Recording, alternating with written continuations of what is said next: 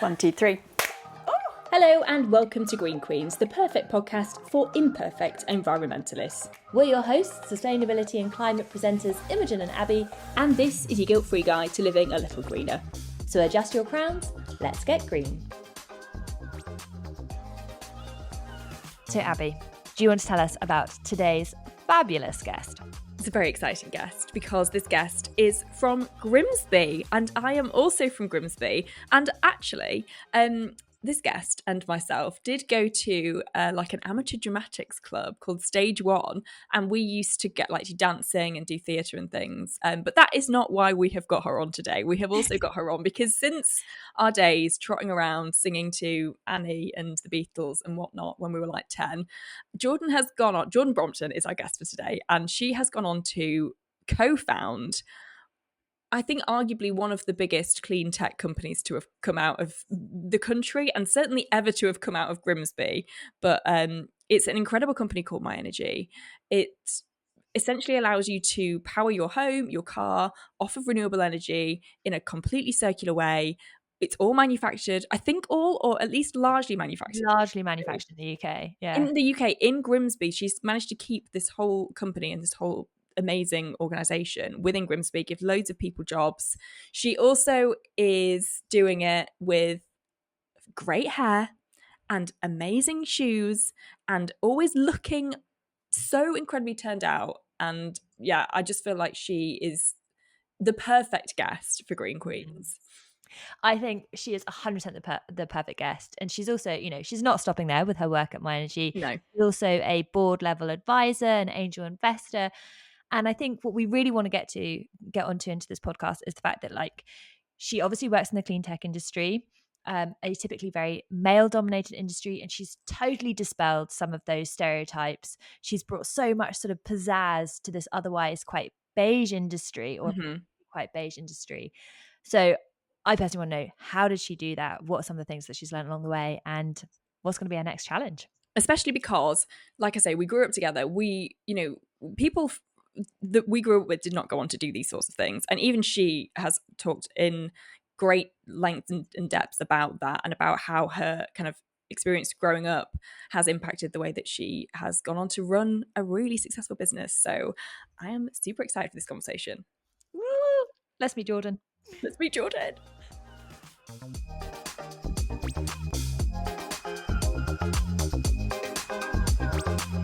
Jordan Brompton, fellow Grimsby gal, welcome to Green Queens. Oh my God, thank you for having me. Honestly, I am loving the branding, by the way, that you girls have nailed it. Love the colours, love the logo, love the theme, love you both. So as soon as I saw it, I was like, hope they ask me on, because it's just genius. And it's so needed. Oh, thank you. you. I feel like the guy who we briefed the thumbnail, not thumbnail to, the logo to, I think by the time we finally got the final version, he was like, good riddance. Yeah. Beat it, never want to work with you again. Yeah.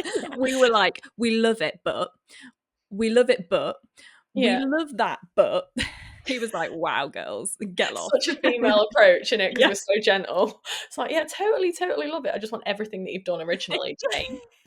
Yeah. I'm the same. It's gentle parenting, it's gentle CEO, and it's gentle leadership. What is it people say to do a shit sandwich? You're like, I love this bit I'm not loving so much, but I really enjoyed that. Like you well, you two have perfected it, and he's perfected it, so it's so good. I'm such a sucker for branding, so I've been fully bought in. Oh, thank you. We definitely didn't want to mess the sort of launch situation up, and it had to look fabulous as well as function. Nailed it. In the words of nailing it, oh my goodness, I feel like go to Grimsby. Jordan and I are both from Grimsby, a working class town on the East Coast. Not a lot happens in Grimsby, but swear to God, go to Grimsby and mention your name at the moment, or at any point really over the last 5 years, and you are like the local celebrity in terms of success stories. I get nervous when I start. I'm like, oh, because it's your hometown and everything, it feels a bit weird, so I feel awkward saying that. And I walk around Tesco or whatever, and sometimes if I see someone looking at me, I'm like, do they know who I am? They work for us? Or I am dead paranoid. I just stay in my house, if I'm honest. But it's so nice. I just love where we're from, Abbie. I'm born and raised here, all my family's here. And when we was building the business, like, you always dream that the business is gonna, you know, be really successful and be this everything that you'd hoped it would be.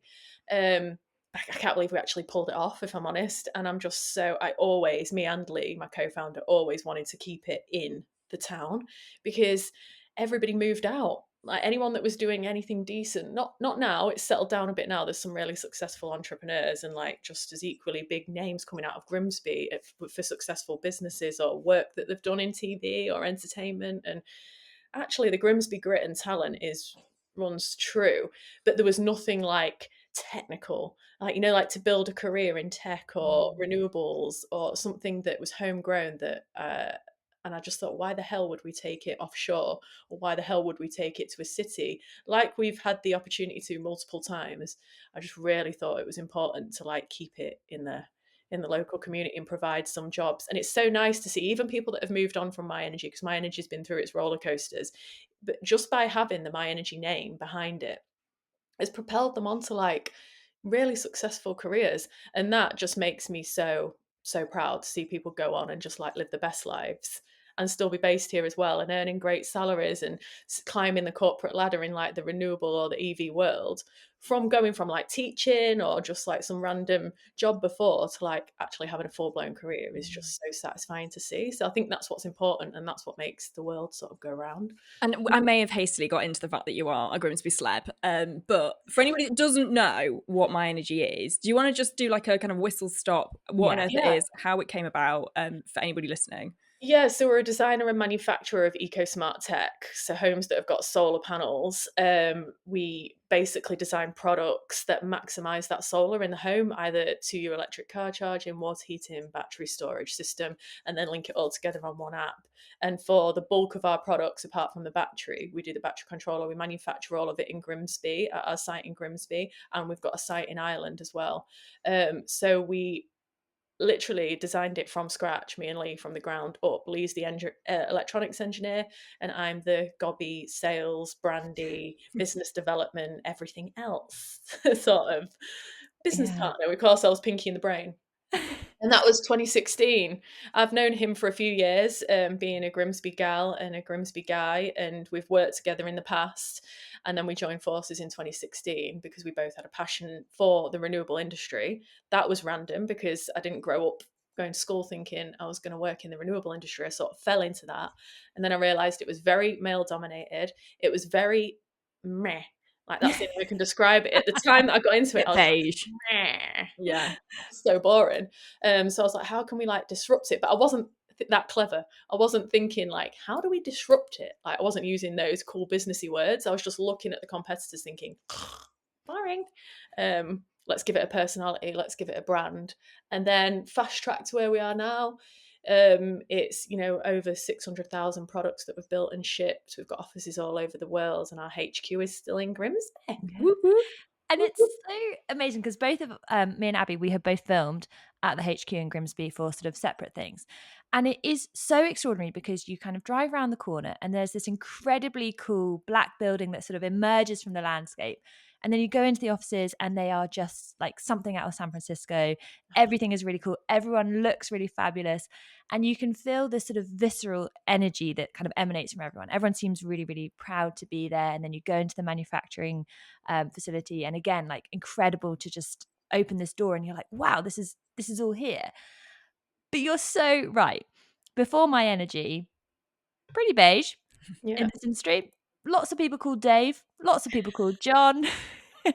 Not particularly exciting. And I really want to know, like, how on earth did you begin on that journey to make this exciting? And why was that so important for the renewables industry sort of more broadly? I think it's just something that came natural. Like, you can't fake passion, really, can you? And when I say I genuinely fell in love with the industry, I did. And like, I love the idea of like sticking it to the man a little bit. I know that might sound a bit controversial, but it was like, I loved the idea of off-grid living and going green and being like, if I would literally live in the woods if I could, and like hook up some generator and live off-grid and be like looking after myself. But I thought, if we could do that, the second that I realised that you could do that from solar panels, I was like, that's the best of both worlds. You don't have to go off grid and strike up a diesel generator and live like too difficult. You can literally technologically take yourself off grid. And I was like, how powerful is that? Once I realised I could heat my hot water and have free showers off the sun, I was like, mate, what else can we do? What else can we do for free? Because my girl math, I see it as free. Once you've got solar and you've invested, I'm like, how much stuff can we power with this? And that's honestly where the excitement of it came and where my interest in the renewable industry came. And then, like I said, I just was looking at like competitors, because there wasn't very many competitors in the space, but when we brought out the EV charger in particular, there were just like caravan hookup points on a wall that the government was paying $1,000 to get fitted. And I was like, God, they're not even like stylish, they're not working with the renewables. And Lee was like, I think I can get the car charged off solar.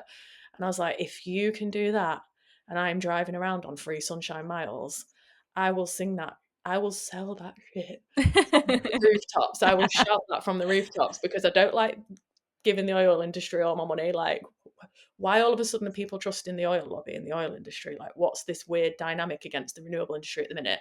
Like, anyway, so I was like, if we can like stick it to the man and charge for free off solar, even if it's 1 or 2 charges a year, because I didn't understand the girl math of it yet, I'm like, I'll take it if it's not a tank of petrol. And that's just literally what propelled my love and passion for it, and why I wanted to start making it appeal to women, make it appeal to kids. It's what I was looking at when I was branding it, for like longevity of the brand, and to also just bring them into what I thought was the coolest thing I'd ever discovered.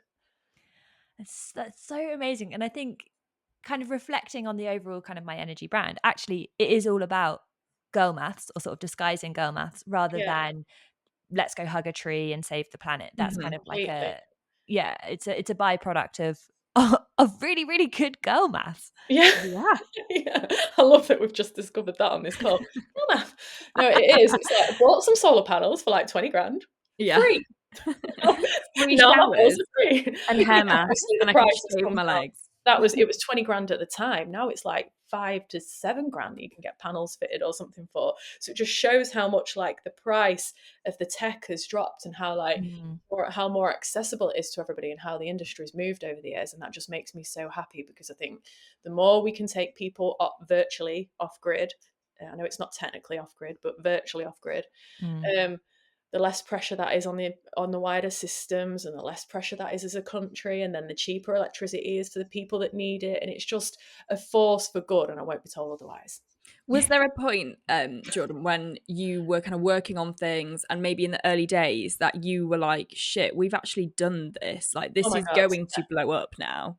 It was when we got our first investment. So I couldn't believe that because we went to some angel investors. We were getting approached by people all the time to buy our shares or to buy our business, and it didn't feel right, because it was all trying to take our shares off us, like buy the business off us early. And we had sales, so we'd built the products and we had sales, but we were running out of cash because it was all our own cash. Like I took a loan out, 20 grand to my name against my house, put it in. Lee had some savings from a previous business, put that in. And then we were taking out credit cards to pay staff, and it was just getting a bit intense, and we needed to buy more stock to fulfill orders that we had.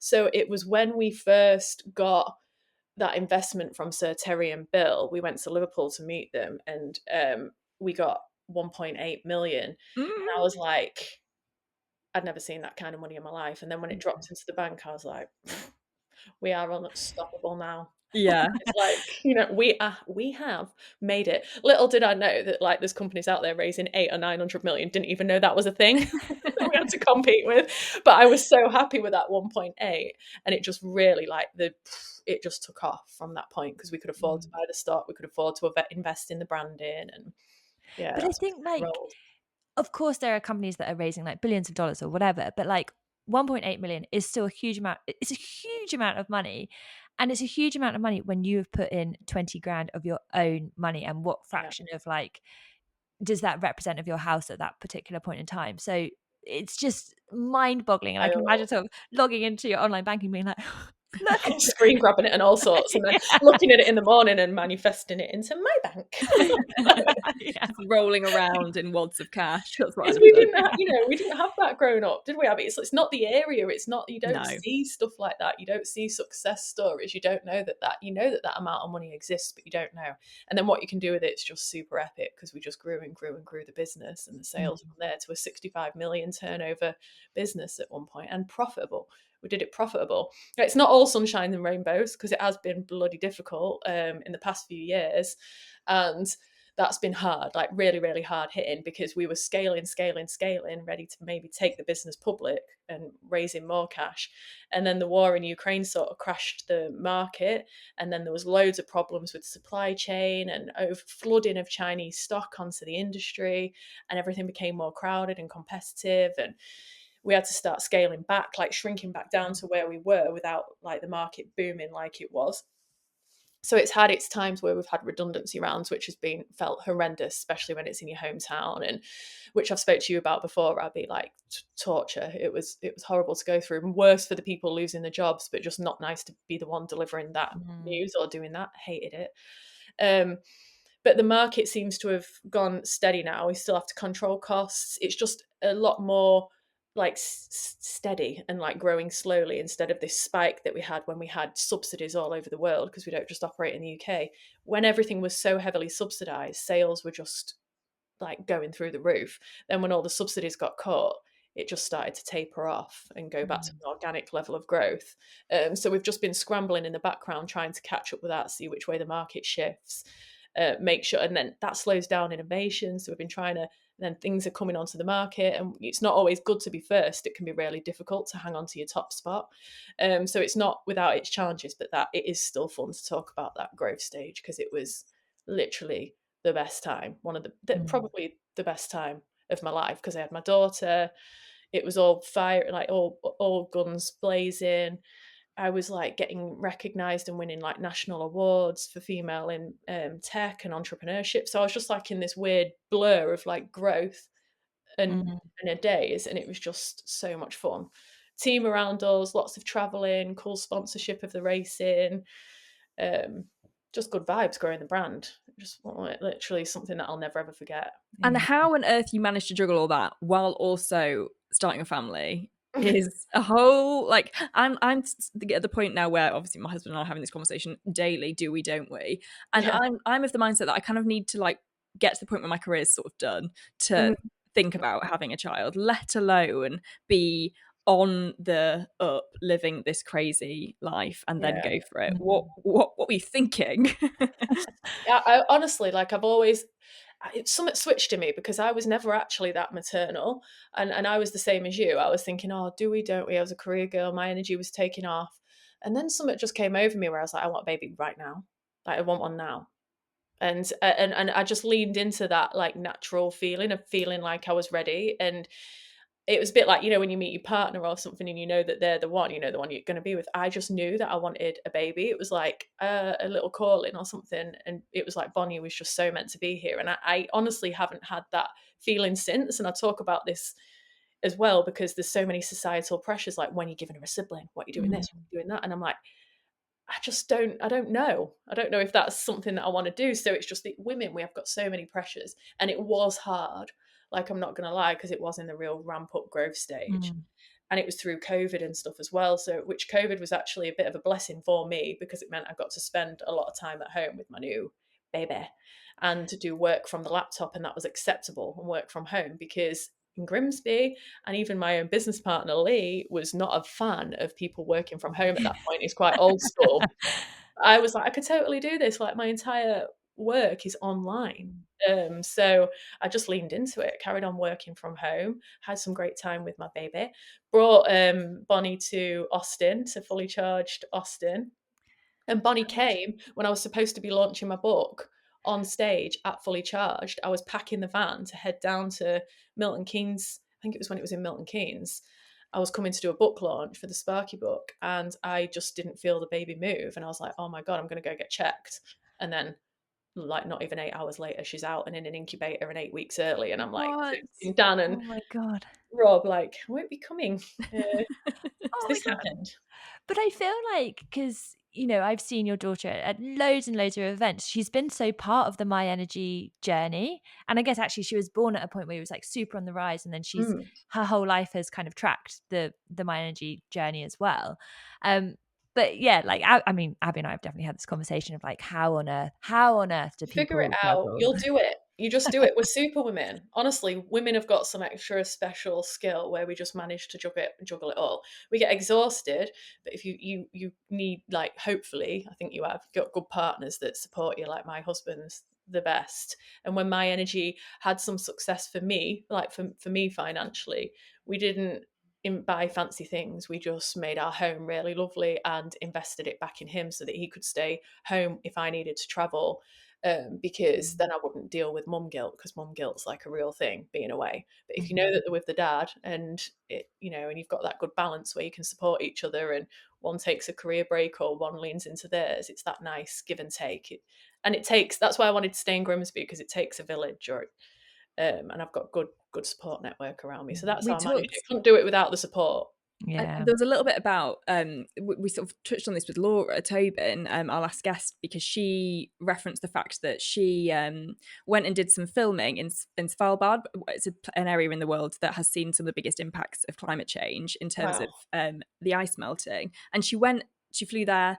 She told this story on a national level. Millions of people watched it on Good Morning Britain. She talked about it all week, but she missed her daughter's first week of school because of it, and she was kind of mum shamed into that, even though the dad was doing the school drop off and stuff. But she talked about the fact that actually it was bigger than her, it was bigger than her daughter, and in a way she was kind of, by missing her daughter's first week in school, she was kind of protecting her in the long run, because she was doing her bit Really? to like say, literally do her bit to save the planet. And that, I guess, do you have that level of, okay, Yeah.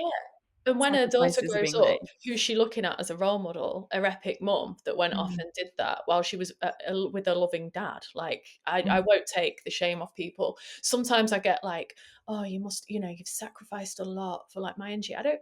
There's been no sacrifice. She's been with me. Like, I see her all the time. I think people assume that, like, and we live in such a digital age, I can do a lot of it online. And when I am out and about traveling, I'll just capture all of that content. You ladies are content creators, and use that over time. I'm just very efficient with what I do and what I share on the internet, and look busy on the internet. But actually, I'm at home. Like, I'm at the office and I'm at home a lot of the time. And she's homeschooled, which is a bonus. So she can come into the office with me, or she can be around with me, or she can come to London and learn.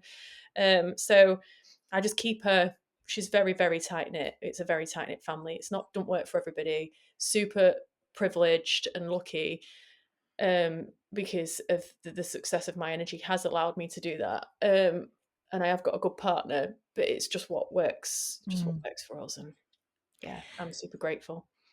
So I want to ask you a bit about some of the more challenging components of Myenergi, because obviously Yeah, this meteoric rise, and then I feel like the clean energy industry more broadly has just gone through a pretty rough time in the yeah. past sort of 18 months to 2 years. And I wonder, like, with the benefit of retrospect, if you could ring up Ed Miliband Mhm. or Keir Starmer and be like, look, I've ridden this wave and it was hard. Here are my recommendations. What would you say to them? It's a bit cliche, and it's always said, but it is consistency, because the messaging's just so, like, government are just so short-sighted, because they think, and so is funding. When I look at like what the large funders do, like the VCs or the private equity firms and stuff in the cities, everybody's on like a 4-year cycle, and they're all trying to fulfill their own agenda for their own like partnerships and relationships, and for their own names. And no one, like, that's what China's done so well. They've stuck to the mission. Like, they've looked long into the future, and they've committed, and they've stuck to it, and it's worked. And we've got like this such fast turnaround of politicians, of people in corporate jobs, of CEOs in jobs get moved on quick if the shares aren't growing beyond a certain point. And it just seems that that's the same in politics as it's the same in business. It's just too short-sighted with such a quick turnaround. And I see it in these 4-year loops and cycles. I'm like, when are we going to break those cycles and just remain consistent with what we're actually trying to achieve? And I just can't bear how everything becomes so polarized. Like, You know, I will not look at someone and call them a div for driving a diesel. I just won't do it, because a couple of years ago they were told that they were the best thing since sliced bread. Like, we just need to have grown up conversations that with facts, instead of just like shaming people into enforcing people into a situation. But we do need to be strong on what our commitments are and strong on what's right for humanity. Like, just some bloody consistency in the messaging, because it impacts real businesses on the ground and real people so bloody hard. Like, people have lost their jobs because of changes in subsidies. People have lost their jobs because they've pivoted on dates, for the ZEV mandate, and for EVs, you know, the 2030 date and stuff. Just, it's bad sentiment. It's just, people just get their head around it, and a market just starts to take off, and then all of a sudden your government's like switching and moving the goalposts. So it's just consistency is key. And that's, I mean, it's so crazy, because no business operates on the same 4-year cycles. No. You know, there are many businesses where you might have a career there for like 20, 25 years. Yeah. And so I have no idea how that even starts to be solved, the sort of, you know, matching up this really, really long-term view with these like short turnovers of governments, other than this complete alignment to like, well, this is the goal, this is the 2050 goal. Let's not make this a huge political thing. That is sort of something that we have to do. And by the way, consumers will be better off because their energy is cheaper. They can drive their cars for free, and they can have a free shower, hot water for the shower. Exactly. But it's bonkers that there is so much flim flam with no necessarily real thought about the consequences to real people in real towns and cities. It just feels like I'm being careful with my words, but it just feels like corruption, literally all the time, because it is literally people doing deals for their own agenda and for their own sake, and to line their own pockets. And that just needs to stop when it comes to actual important matters. It needs to stop in general, but it just needs to, not be the case.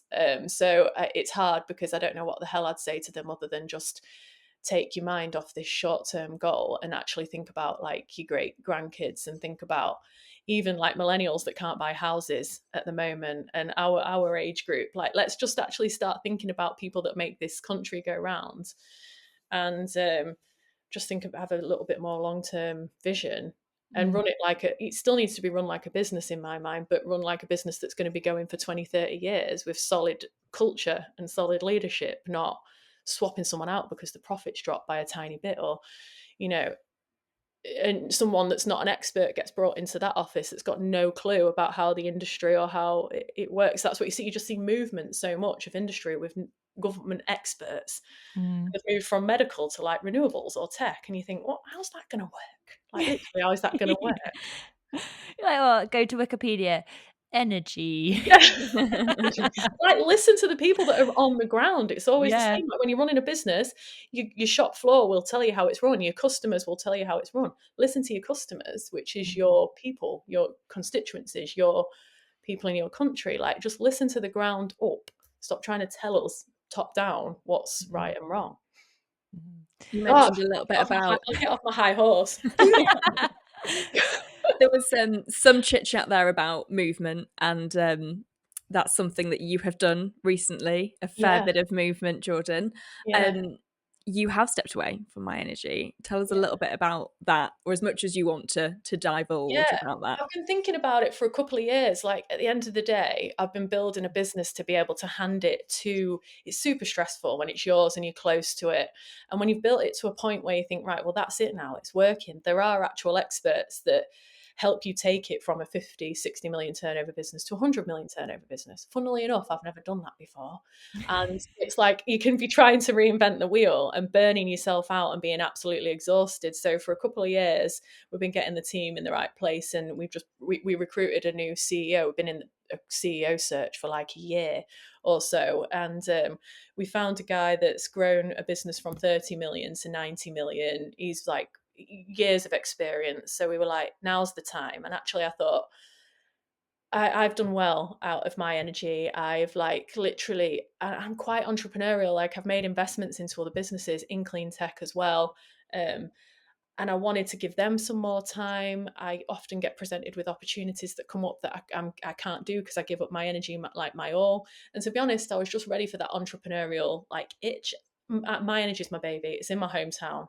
I'm never not going to support it. I'm still on the board. I've still got shares in it. Like, it's just more of, for me, a bit more flexibility and freedom to dabble in some other stuff, to get that like scale up fire lit in me again, because I love the beginning stage of something. I also love creating content. I've got a lot to teach women in business and founders in particular, about how to scale and protect themselves and take cash off the table and raise. And I just feel like my value now is going to be worth adding in other places. So, well, your value would have, imagined somebody like you in the early days as a mentor to you. How valuable would that have been? Yeah, and I've got a mentor, and she's amazing, and she's helped me through these last couple of years, and she's swapped and moved around. Like, it's been a decade really that I've been building this business, and another business previous. So I'm like, I've got a decade's worth of knowledge now. I'm like, I feel really comfortable, confident for the first time in my life, ready to go and like add that to other places, add that Geordie sprinkle to some other places. So I'm just ready for the next chapter, and to just chill out a bit, like, honestly. So I'm feeling so good. I said to you at the beginning of the call, I'm like, I ain't got a diary dictating where I've got to be. Like, it's not, I can be really selective. I can do it guilt-free. I'm not feeling like I'm running ragged and burning myself out. It just feels like in a good space. And especially, you know, when you're looking at companies that are starting something new and that new ideas, it takes so much energy, emotional energy, and obviously like physical time as well. And actually, you do need to be really rested in order to be able to do that in the best way.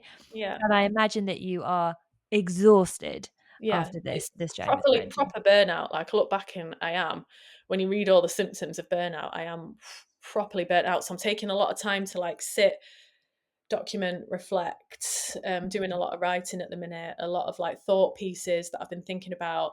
I'm being really self-reflective because I've not been perfect, definitely made some bad decisions over the journey as well, or given too much power away, or let things slide that I shouldn't have, or made bad hires. And just there's been things that I have really gone like, God, you know, with retrospect, like you said before, what would I have done different knowing all that I know now?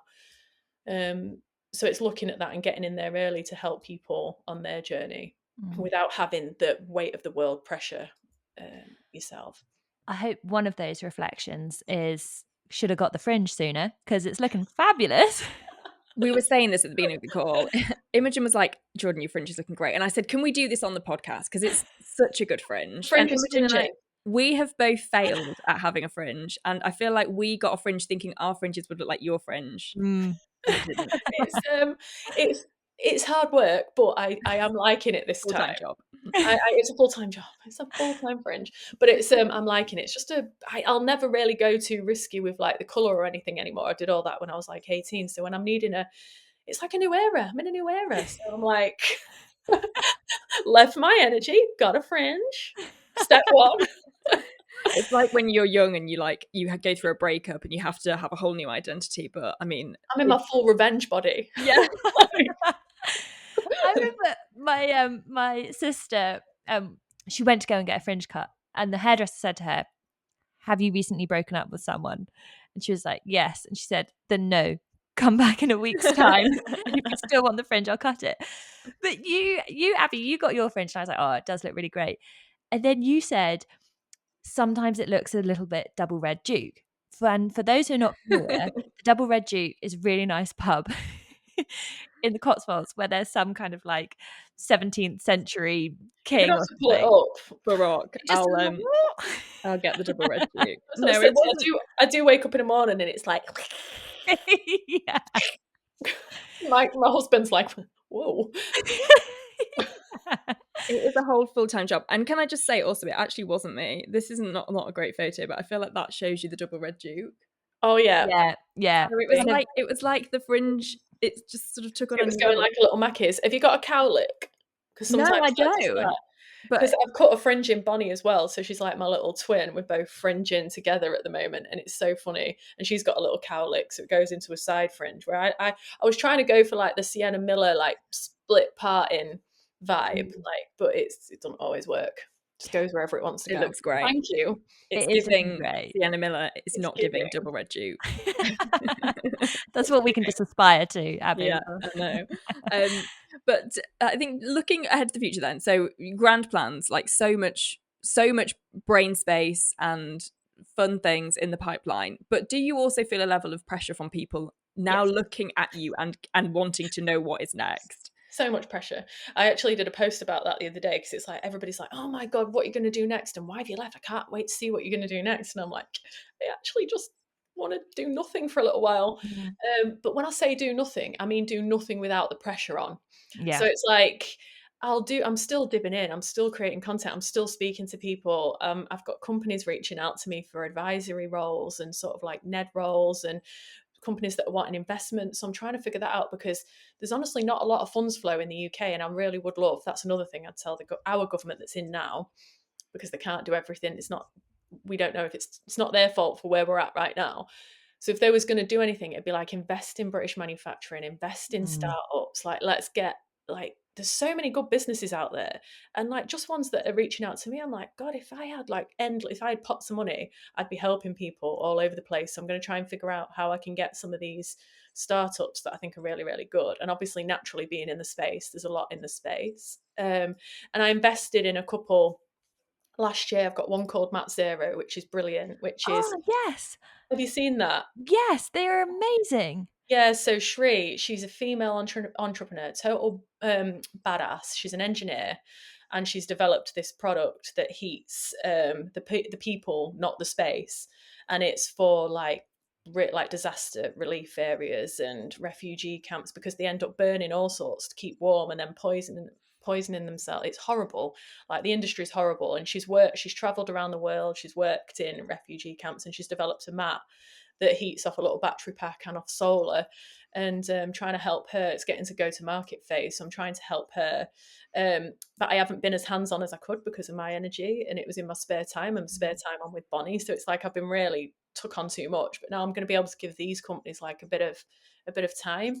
And I invested in a company called Energym, which is human power in gyms, which again I've not given half as much time as I'd like to.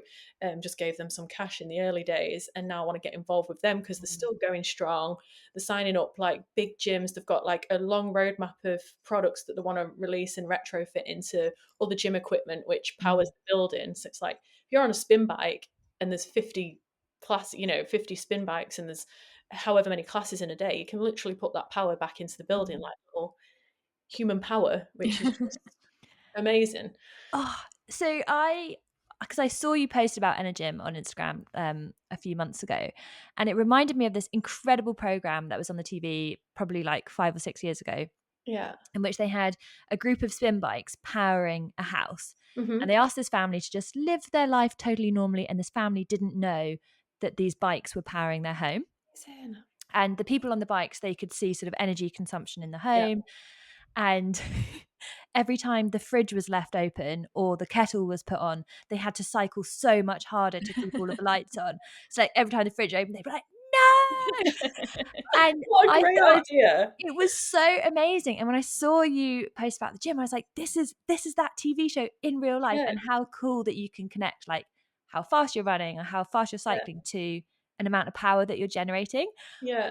So you're making my dreams come true. That's for sure. That's so good. So honestly, I'm so excited about, there's so much in the clean tech space, and it doesn't have to be just like renewables in the home. There's so much, you'll know it from all the presenting that you're doing and what you see and how many cool businesses there are and startups. It's just wherever I can add a bit of value. I'm going to focus on doing that for a little bit with the pressure off from actually running it. Does your like love for clean tech come from purely sticking it to the man, or is there a level of like, do you have a bit of an eco warrior in you as well? Yeah, like naturally, that's what drew me to the renewable industry in the first instance. Was like I loved the idea of solar panels. I've always loved wind turbines. I don't know if it's when I've been growing up and seeing them put on the Humber. I used to just sit and look at them, even from like college days, not really knowing what they were, and just think they were amazing. And then as Ørsted came to the town and the renewable industry really started to take off, and the solar industry, and I understood how good it is for the not just sticking it to the man, but for the wider picture. Especially when I had Bonnie, I was like, oh my god, this is so important. So there's definitely there is an eco warrior side to me for sure, but I try to curb it and not be too preachy, because I've found that when you're online and you're talking like that, you just get people's backs up. Yeah. And there's been so much greenwashing that I'm really like, I'm not an expert in this space. You guys are far more, you guys are more experts than I am. It's just, I just like it and think it's cool.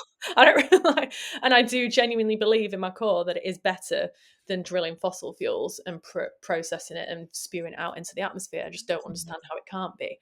I'm not naive enough to know that some things get made in bad places where they shouldn't be, with like slave labor or products that shouldn't be in them. Like, I know this goes on, so I'm not going to sit there and say, oh, righteous, that this is all perfect, because it's far from perfect, but the end result is a lot better. And all I've seen from my experience in the industry is companies bloody trying, like really, really trying to make sure that it's ethically sourced, to make sure that they're improving and doing better.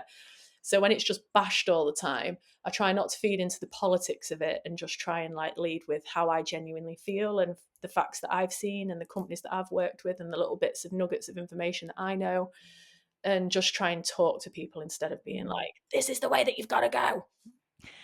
It's so interesting. It's something that Abby and I have spoken about a lot as well, is that how do we shift away from this preachy, quite divisive way of talking and actually, celebrate the things that are really cool, just make a lot of sense logically, and make sustainable choices just the desirable, sensible choices as well. And if you can save a few quid, wow, even better. Like, literally, times it's bloody hard out there. Like, if you can save some money, then great. I just think we've got to get to a point where what I really wanted to see was that renewables would be like a necessity, like not a luxury. Like, there shouldn't be a luxury for the people that can afford it. Like, everybody deserves it. And I think that the government could subsidise it for like social housing and things like that, and help people out with energy supply and stuff. But we'll get there. They seem to be, the one thing about this government, they do seem to be a lot more on it than other governments around the world at the minute. So I've got to cut them some slack in that sense. The ones that have come in seem to be sticking to the renewable focus. I don't want to say agenda because it's a horrible word, but they do seem to be sticking to that. So let's hope that they can invest in the businesses and the British manufacturers and support the local entrepreneurs and not have them flee in the country, because there's no point of setting up because the tax hikes are so ridiculous. Like, we should be looking after our own business and our own entrepreneurs, especially if they're in a space that's going to benefit us in the long run. And obviously you're kind of looking after some of them now as a mentor, but and therefore having these conversations potentially. But I think if you were able to go back and give yourself as an early stage entrepreneur some advice, what would it be, and what sorts of things are you advising the people that you're helping out now? It'd probably be like, don't give your power away. Is a big one, because no one, like, people say no one knows your business better than you. You can get, like, people call it imposter syndrome and stuff now, but you can get led, especially as a young entrepreneur, especially as a female entrepreneur, you can get sort of like gaslighted to believe that you don't know a lot. And I tell you what, every single time my gut instinct's been right on everything. And in big business, they don't really like gut instinct. They want facts, figures, spreadsheets, logic, data. And I'm not that type of person, never have been. And that's not what's got my energy to where it is. And sometimes not anybody else, I've given my power away to people because I believe they know more. Yeah. Because they can look at a spreadsheet better than I can, or I don't know, that some analyst has told him something. I'm like, no, like, you know your core, you know your value, you know your customer. And I think I'd educate people on not just giving away too much of their leadership power or their power as a founder, especially in those early days of building a business. And I think that also will come naturally if we do see and speak to more people like you, Jordan, who are founding these businesses, who are going with their gut, who are not necessarily buried in a spreadsheet, and who, you know, who do openly talk about things like imposter syndrome, who do rock a brilliant fringe and a pair of Louboutins to a technology conference. Like, yeah, exactly. But for so long, for so long, like, there will be so many people that say, I can't do that because I don't look like that. And that might be a really short-sighted and old-fashioned view, but I still think that is so important. You do have to see it to believe it, and you're not going to feel confident and comfortable going into a room and being yourself and voicing your own views and opinions if nobody in the room is giving off the same kind of energy as you are. No, exactly. And you can feel like, oh, that's a stupid question. I'm not going to ask that because that's just going to sound dumb. Like, one thing that I have been good at is I have always asked what I think are the stupid questions, and they've always turned out not to be. And then you're like, oh, God, I expected these people to know to know that. Or it's just, yeah, a big thing is about, yeah, power, not giving away your power. And I've worked with people to help them understand that you've got to where your weaknesses are, and step aside and let people take the reins. And you've got to be really self-aware to run a business, I think, and know that. But when it comes to the big stuff, like, yeah, not letting others make the big decisions for you. It's so fascinating, because I think what you've kind of touched upon throughout this conversation is having to balance between those worlds, having total conviction and confidence in your own abilities, but also having the humility to recognize where other people do have the greater expertise in certain areas, but having the confidence to have made that decision that that's who you're going to trust. Yeah. It's terrifying as well. Yeah. Yeah, but necessary, because it can be too much. It's like burnout for founders, and female founders is real, I think, especially when we're juggling all the family life and everything at home. So What do you think is the main sort of difference going in and having this experience as a woman to if you were a man? Being taken seriously, for sure. And it's the further up the ladder you climb. So it's further, as you get more into like the large, as your business gets larger, you obviously you get taking more investment, or have bigger boards and things like that. I think I didn't feel like no one took me serious when I was on the build, when I was building the business. But then when it became a big business, or things became a little bit more challenging because the market was difficult, I found like that was where it's like, okay, the expert's taking over now. And that's where you're like, like, it's just things change a little bit. And I think being taken seriously as a female, got that bag. Did I show you it? I've been told that a few times. So somebody sent me a bag. You're too emotional. Oh my God. And I had it printed on a bag just to rock it around, because I believe that being emotional is not a weakness. I believe that it's actually a superpower, because it makes you be able to connect more with your team, makes you be able to connect more with your customers and stuff. But I guess that there's like this stoic side to it, and this masculine side to business, where you've got to be cutthroat and got to be hardcore. I think the world's shifting a little bit more to the emotional empathy and like empathetic side of leadership. But I don't know, sometimes I think I've not been taken seriously enough as a leader, because I've been seen as too emotional, where actually, yeah, making tough decisions can be hard and will upset me, but it don't mean that I can't do them. And also, like, would a man be told the same thing, even No if they were way. behaving in exactly the same way? No way. That's the difference. Yeah. That's the difference. I have, been told about what I'm wearing. Do you think that's appropriate? I'm like, I've been told, do you think you should change profile picture? Just imagine saying that to a bloke. Your profile picture's a bit lame. Like, Taking with the web. a selfie, like, Yeah. not being funny, but John, let's have you stop heard of commenting on people's ring light? appearances for a start, shall Yeah. we? And no, there's been so much over the years. Like, also just being the public face of it, like the scrutiny that I've had, like, honestly, that has been hard to bear sometimes, probably some of the hardest. When things haven't been going so great in Myenergi, people assume that I've spent all the money. So you're doing layoffs because you've spent all the money on sponsorship, or you've spent all the money on yourself and buying a house and this, that, and the other. And it's like, hang on a minute. No, I haven't. Like, and actually, our budget is it's actually smaller than some of the other budgets in the market. But because I guess I'm in the business, but because I guess I'm the female in the face of it, I have to take that as I'm going to get it. I'm going to get the public scrutiny. I'm going to get the backlash. But it's not always me making all the decisions. So that's where it gets hard, because you can't stand by your convictions. If it's you standing by your decisions and taking the backlash, fine. But if it's decisions that are out of your hands and you're getting the pummeling for it, that's when it becomes heavy and hard to bear. There's a wonderful story as well that I've heard you tell on a couple of other platforms about how your name has confused people as well. Oh yeah, so good. Especially in the early days. Yeah, that was like, because it's Jordan, I'd rock up to a meeting and I'd be like a young 20-year-old something blonde walking in, like, want to buy a zappy?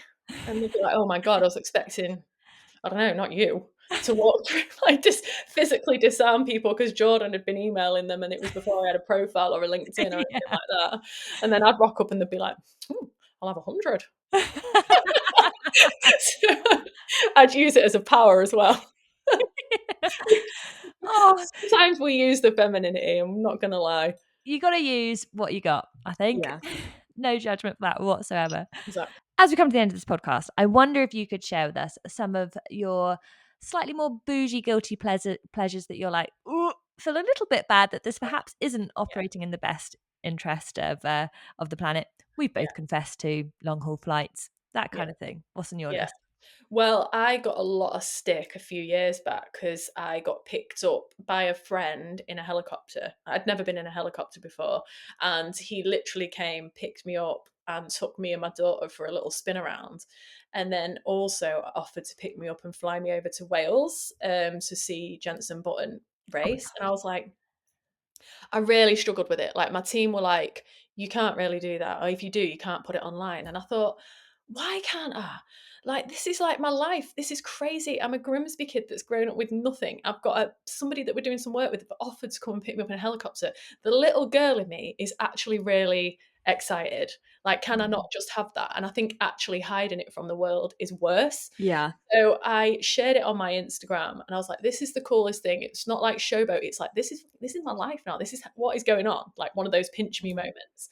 And I loved that helicopter ride. I'm not going out and buying a helicopter, I'm not making a habit of it, but every now and again, and I've just got a fascination with helicopters. Like we did when me and Mikey went to Vegas for his 30th, we did one in the Grand Canyon as well. And I was like, do you know what? I'm not going to feel guilty about that. And then people come at me and like, you're on a plane over to wherever, to a trade show or whatever. I'm like, what do you want me to do? Get a rubber dinghy there? Like, what? Like, Yeah. until they make as soon as they make electric planes or hydrogen planes or there's a greener solution, I'm not going to stop growing my business and traveling, which is something that I love to do. So definitely like travel is a guilty pleasure and I know that it's bad. But until there's an alternative, I'm not going to stop doing it. I'm not going to get helicopters every single way. I'll just say that now. You have to come after me, but I did enjoy it. I'm not sorry.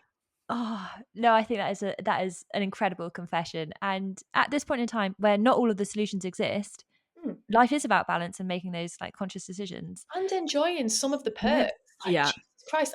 I like to share that with my audience as well. Like, don't be like, oh, I've just bought this, or doing anything like that, because I'm not actually. Like, one thing I've become so aware of, like what I'm purchasing, because of the circular economy now. I don't just waste money on like fast fashion and things like that. I don't waste money at all. I'm going to share my entrepreneurial journey with the people that have followed me from the absolute start, because then you can't be what you can't see. And if someone's literally with my background can achieve it, I can achieve it. I genuinely believe anyone can do anything when they put their mind to it. I love that. That's probably the bougiest thing ever, a helicopter ride, but here for it. Yeah. I wonder, do we do the last question of eco advice from somebody else? Oh yeah, so this is something that we're going to ask every guest, and it is the best piece of sort of sustainability advice that somebody told you that you want to pass that on. The best piece of sustainability advice that someone told me that I want to pass on. I can't, because it's all about my own products. It's bad, because I'm such an advocate of the Myenergi system, and if you can afford to get solar panels and then you have the full ecosystem fitted, it is literally the smuggest feeling on the planet. Like, I literally built that business so that I could have that stuff, because I wouldn't have been able to afford it at the time without actually building the business and manufacturing it ourselves. If you can afford to get it, there's so many good finance solutions on the market now. The price of the tech is coming down. It is a good time to purchase. The instant savings and the gratification that you get from driving around on sunshine, I don't think it's a sustainable, more bougie, fun thing to do. Yeah. So it's always like my go-to piece of advice. And then everything else, just try and source. I just try to source locally as much as I can, try and support locally. And I think that if everybody adopts that mentality, the world will be a much better place, like local to you, local to your country. Like, and it's not a case of like guards up, we just look after ourselves, but some charity does start at home. We do actually have to look after our own communities. And I'm a big advocate for looking after your own town, because I think the ripple effect of people doing that is huge. Yeah, amazing. And I love the fact that you say driving around on sunshine. I also love the fact that I do follow you on social media, and I know that you have a hot tub, and the thought of the sunshine powering your 20 minutes of relaxation zen, bubbling away in the tub. Why am I so bougie? I'm going to get so much hate for all this. I'm here for it. I'm like, yeah, but it's a hot tub that is not harming the planet because it's working off the solar. So more for you. Amen. Yeah, Amen. I love it. Jordan, I love it. Don't change. Please never change. And we're so excited to follow along on what's next, even if it's absolutely naffle. You do you, and do it with your fabulous fringe. Thank you. Thanks, guys. You've been ace. I feel like I'm just having a chat with mates. I know, that was the plan. That was why we wanted to do it, just to like basically make more friends and spend more time with nice people. You're officially part of the Green Queen girl gang. So. Yeah. Crown. Yeah. We hope you enjoyed this episode of Green Queens. If you did and you'd like to hear more, we'd be so very grateful if you could like, subscribe and join the Green group chat for weekly episodes.